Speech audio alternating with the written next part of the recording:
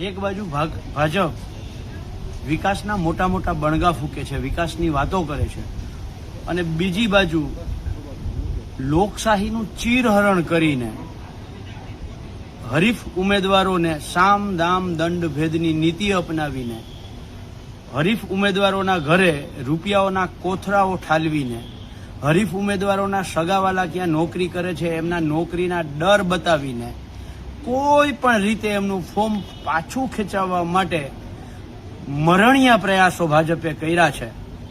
આ શું કામ કરવા પડ્યા છે? જો તમે વિકાસ જ કર્યો હોય તો હરીફ ઉમેદવારોને શા માટે તમે આટલા પ્રયત્નો કરી અને એમના ફોર્મ પાછા ખેંચાવ્યા છે? જો તમે વિકાસ કર્યો હોય તો સ્વેચ્છાએ કહેવું જોઈએ કે આવો આપણે લોકશાહી ઢબે ચૂંટણી લડીએ.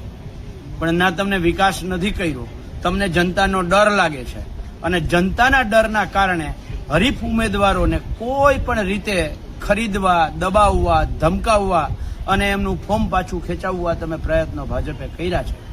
પણ મને પૂરો વિશ્વાસ છે જેટલા ઉમેદવારો અત્યારે ટકી ગયા છે, આ તમામ ઉમેદવારોની તરફેણમાં જનતા જનાર્દન છે એ ભાજપની વિરુદ્ધમાં મતદાન કરશે અને ભાજપને જડબાતોડ જવાબ આપશે, એમાં કોઈ શંકા નથી.